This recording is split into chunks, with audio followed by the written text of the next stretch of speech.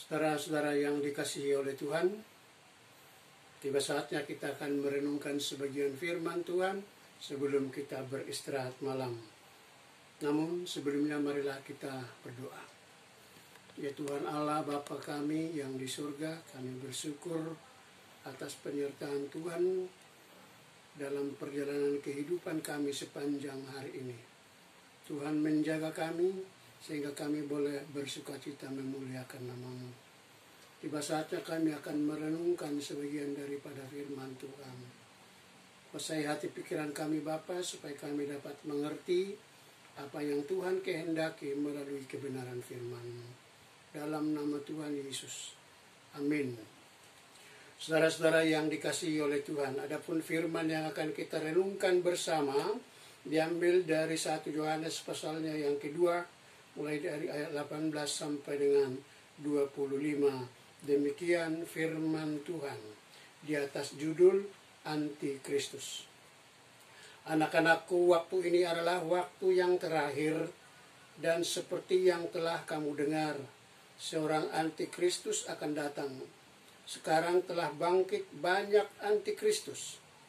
Itulah tandanya bahwa waktu ini benar-benar adalah waktu yang terakhir. Memang mereka berasal dari antara kita, tetapi mereka tidak sungguh-sungguh termasuk pada kita. Sebab jika mereka sungguh-sungguh termasuk pada kita, niscaya mereka tetap bersama-sama dengan kita. Tetapi hal itu terjadi supaya menjadi nyata bahwa tidak semua mereka sungguh-sungguh termasuk pada kita. Tetapi kamu telah beroleh pengurapan dari Yang Kudus, dan dengan demikian kamu semua mengetahuinya. Aku menulis kepadamu, bukan karena kamu tidak mengetahui kebenaran, tetapi justru karena kamu mengetahui, dan karena kamu juga mengetahui bahwa tidak ada dusta yang berasal dari kebenaran. Siapakah pendusta itu? Bukankah dia yang menyangkal bahwa Yesus adalah Kristus? Dia itu adalah antikristus, yaitu dia yang menyangkal baik Bapa maupun Anak.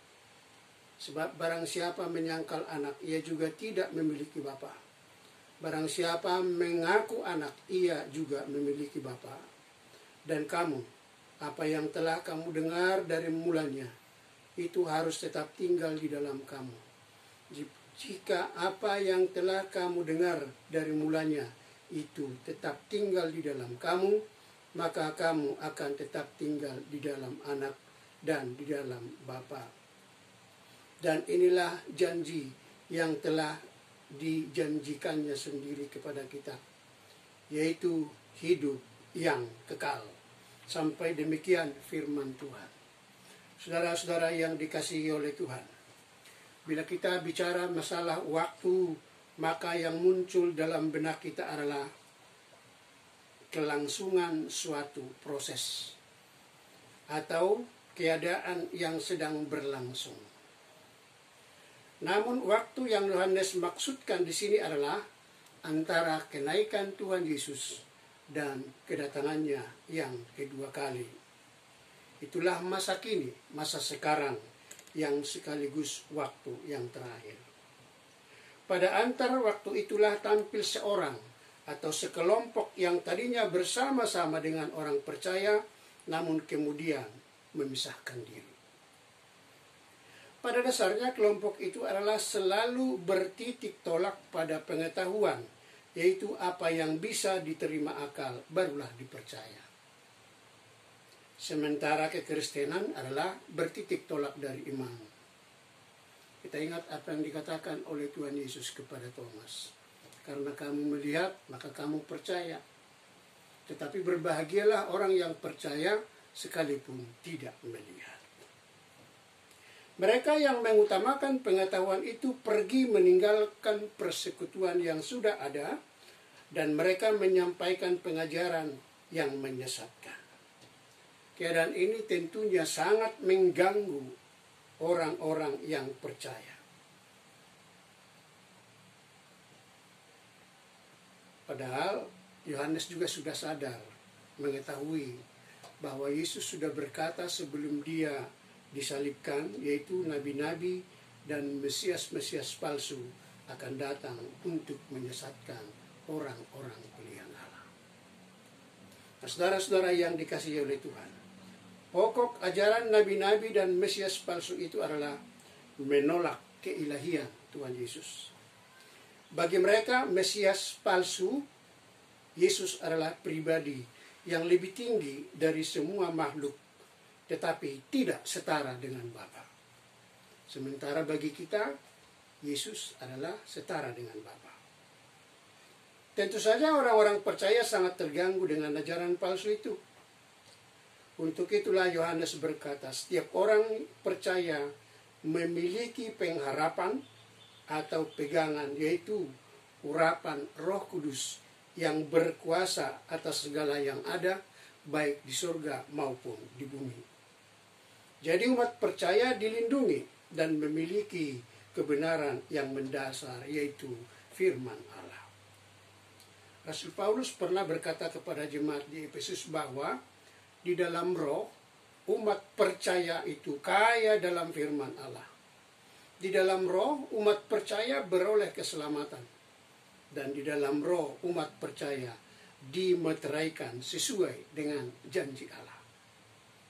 Inilah kebenaran itu, bukan Yesus. Bahwa Yesus adalah Allah yang menjadi manusia. Dan barang siapa yang menyangkal kebenaran ini, mereka adalah antikristus atau Mesias palsu. Konteks yang Yohanes sampaikan selaku antikristus adalah seperti yang disebut oleh saksi Yehova pada masa kini. Sebab kelompok itu menolak inkarnasi dan bahkan berani berkata bahwa Kristus adalah ciptaan Allah yang pertama. Padahal Rasul Yohanes sudah menuliskan dalam Yohanes 1 ayat 3, segala sesuatu dijadikan oleh Kristus, dan tanpa Dia tidak ada satupun yang telah jadi dari segala yang telah dijadikan. Untuk itulah saudara-saudara yang dikasihi oleh Tuhan, bagi kita yang sudah menerima keselamatan dan yang sudah menerima pengurapan oleh Roh Kudus, tetaplah berpegang pada kebenaran bahwa Yesus Kristus adalah Allah yang menjadi manusia, yang lahir, mati, bangkit, naik ke surga, dan mengutus rohnya menjadi pendamping yang ada dalam diri setiap orang yang percaya. Salah satu cara untuk melawan antikristus adalah tetap tinggal dalam persekutuan yang benar dan hidup secara terus-menerus melakukan firman Allah. Penulis kitab Ibrani pasalnya yang ke-10 ayat 25 mengatakan, janganlah menjauhkan diri dari pertemuan-pertemuan ibadah seperti dibiasakan beberapa orang, tetapi marilah saling menasihati dan giat melakukannya menjelang hari Tuhan yang mendekat. Jadilah pelaku firman yang setia, supaya kita menjadi umat yang berkenaan di hadapan Allah.